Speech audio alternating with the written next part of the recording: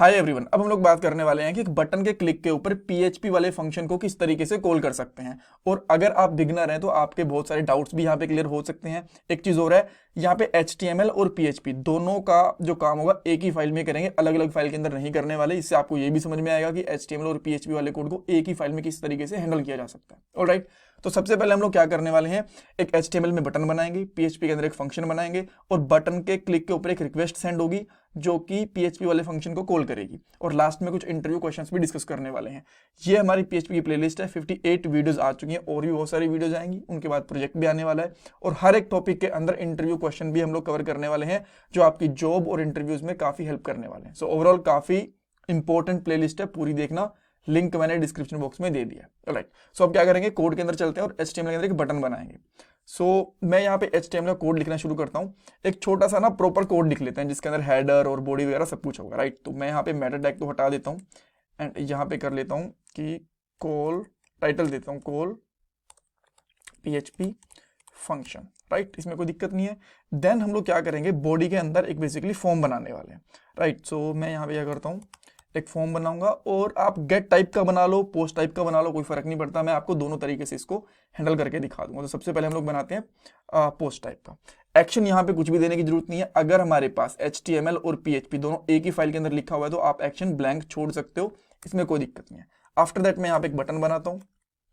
मैंने यहाँ पे एक बटन बनाया एंड इसके अंदर हम लोग लिख सकते हैं कॉल फंक्शन, ऐसा कुछ करके लिख सकते हो, कोई दिक्कत नहीं है। एंड देन हम लोग यहाँ पे बटन को बंद कर देंगे ऐसे। ऑलराइट, अगर आप इसकी आउटपुट चेक करना चाहते हो तो यहाँ पे देख सकते हो एक बटन यहाँ पे बन गया। अभी के लिए एक रिक्वेस्ट सेंड कर रहा है, जैसे यहाँ पे क्लिक करते हैं रिक्वेस्ट तो सेंड कर रहा है, बट वो कहाँ जा रही है, कुछ PHP का कोड वगैरह है नहीं, तो इसलिए वो हैंडल नहीं हो पा रहा। तो आप चाहो तो HTML के ऊपर PHP का कोड लिख लो, आप चाहो तो नीचे कोड लिख लो, उससे कोई खास फर्क पड़ने वाला है नहीं।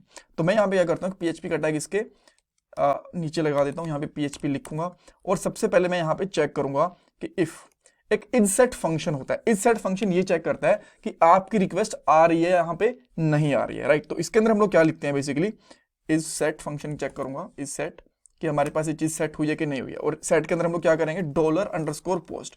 अब ये $_पोस्ट क्या है, इसके बारे में आपको बहुत बार बता चुका हूँ। जब भी हम लोग पोस्ट टाइप की रिक्वेस्ट सेंड करते हैं तो हम लोग इसको इसी तरीके से हैंडल करते हैं। अगर मैं आपको यहाँ पे कुछ वीडियोस दिखाऊं ना, यहाँ पे गेट वाली, पोस्ट वाली, रिक्वेस्ट वाली, तो यहाँ पे आपको इन तीनों पार्ट से अच्छे से चीजें समझ में आ जाएंगी। राइट, तो मैंने यहाँ पे चेक करा कि इस पोस्ट के अंदर मेरे पास कोई बटन की रिक्वेस्ट है कि नहीं है। राइट, बटन की रिक्वेस्ट इस तरीके से, बट बटन की रिक्वेस्ट हम लोग बना कहाँ रहे हैं, यहाँ पे बटन के साथ में। तो इसके लिए हमें दो चीजें डिक्लेयर करनी पड़ेंगी, एक तो बटन का नाम। राइट, तो यहाँ पे नेम मैं बता देता हूँ, नेम स्पेस नहीं नेम, और यहाँ पे नेम रखूंगा बटन। जो भी आप लोग यहाँ पे लगा रहे हो ना बटन, तो वही नाम यहाँ पे रखो। अगर यहाँ पे BTN रख रहे हो तो फिर यहाँ पे भी BTN रखना। राइट, तो इस तरीके से मैंने यहाँ पे बटन लगा दिया एंड देन मैं यहाँ पे इसकी वैल्यू भी दे देता हूँ एक बार के लिए। लेट्स से मैंने इसकी वैल्यू दे दी यहाँ पे BTN1। राइट, जो भी आप यहाँ पे देना चाहो दे सकते हो, इसमें कोई दिक्कत नहीं है। और इनको मैं अलग अलग लाइन से इस तरीके से भी लिख सकता हूँ, तो थोड़ा सा आपको बेटर लगेगा। ठीक है, सो अब हम लोग यहाँ पे क्या करेंगे, इस सेट चेक करेंगे कि क्या हमारे पास एक पोस्ट रिक्वेस्ट है बटन की, यहाँ पे बटन नेम से कोई पोस्ट रिक्वेस्ट है। अगर हाँ है तो यहाँ पे एक फंक्शन कॉल कर देंगे, बट फंक्शन कॉल करने के लिए फंक्शन होना भी तो चाहिए। तो मैं यहाँ पे कर देता हूँ एक फंक्शन डिफाइन। तो इसका मैं यहाँ पे नाम रख दूंगा BTN क्लिक टेस्ट। जो भी आप उसका नाम रखना चाहो रख सकते हो, टेस्ट नाम भी रखोगे तो भी चलेगा। मैंने इसका नाम ये रख दिया और मैं इसका मैं एको कर देता हूँ function called on button click. Right, इसमें आप चाहो तो यहाँ पे सेमीकोलन लगा लो एंड दैट्स ऑल। अब इस फंक्शन को हम लोग इसके अंदर से कॉल कर देंगे। यहाँ पे लिखता हूँ BTN क्लिक, इस तरीके से। राइट, सो सबसे पहले जैसे हम लोग यहाँ पे बटन पे क्लिक करेंगे तो ये वाला कोड कॉल होगा PHP का। जैसे PHP वाला पे रिक्वेस्ट आएगी तो चेक करेगा कि बटन यहाँ पे इस पोस्ट एक रिक्वेस्ट गई है कि नहीं गई है। इस पोस्ट इसलिए लिखा बिकॉज हमारा जो मेथड है वो पोस्ट है। देन अगर हाँ होगा तो इस वाले फंक्शन को कॉल कर देगा। देन मैं एक बार के लिए इसको यहाँ पे रिफ्रेश करता हूँ इस तरीके से, और जैसे मैं इस पर क्लिक करता हूँ तो देखो यहाँ पे फंक्शन कॉल हो गया। मैं इसको दोबारा से आता हूँ, कुछ भी नहीं है, जैसे यहाँ पे क्लिक करता हूँ तो ये वाला फंक्शन हमारा फिर से कॉल हो गया। सो ये आउटपुट हमारी कहाँ से आ रही है, PHP वाले फंक्शन से। तो इस तरीके से कॉल कर सकते हो। गेट मेथड लगाना चाहते हो तो गेट मेथड से भी कर सकते हो, बट गेट मेथड का क्या है कि अभी अगर क्लिक करोगे तो आएगा नहीं, तो कॉल नहीं हो रहा। क्यों? क्योंकि मेथड कौन सा लगा हुआ है, पोस्ट। सो मैं यहाँ पे लगा देता हूँ गेट, बिकॉज हमने यहाँ पे गेट सेलेक्ट कर रखा है। तो अब ये यहाँ पे प्रॉपरली कॉल होगा, इसमें कोई दिक्कत नहीं आने वाली। यहाँ पे देख सकते हो आप, जैसे मैं यहाँ पे बटन पे क्लिक कर रहा हूँ तो यहाँ पे आ रहा है। अगर मैं इस रिक्वेस्ट को यहाँ से हटा दूँ, गेट रिक्वेस्ट को क्लिक करता हूँ तो यहाँ पे ये भी कॉल हो रहा है।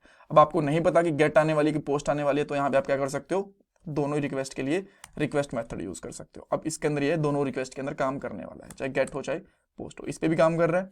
और अगर मैं यहाँ पे कर दूंगा पोस्ट तो उसके ऊपर भी काम करेगा। पोस्ट की स्पेलिंग थोड़ी सी, यार ये कैपिटल में क्यों आ रहा है, राइट। एंड अब मैं इसको यहाँ से हटाऊंगा और जैसे इस पर क्लिक करूंगा तो स्टिल आ रहा है। सो रिक्वेस्ट दोनों को हैंडल करता है, गेट एंड पोस्ट को। और अगर आप अलग अलग से चाहते हो तो वहाँ पे $_गेट या फिर $_पोस्ट यूज कर सकते हो, जो भी आप मेथड यूज कर रहे हो उसके हिसाब से।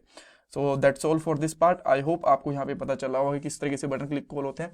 एक चीज मैं आपको बता देता हूँ, कभी भी PHP के अंदर डायरेक्टली फंक्शन कॉल नहीं हो सकता, आपको इसी तरीके से एक रिक्वेस्ट बना के ही कॉल करना पड़ेगा। बिकॉज अगर आपने पहले कभी जावास्क्रिप्ट पे कॉल करा हो ना, तो यहाँ पे फंक्शन हम लोग ऑन क्लिक इवेंट दे देते थे, on click, right, click event दे देते थे यहाँ पे, और उसके साथ में डायरेक्टली बटन को कॉल कर देते थे यहाँ पे।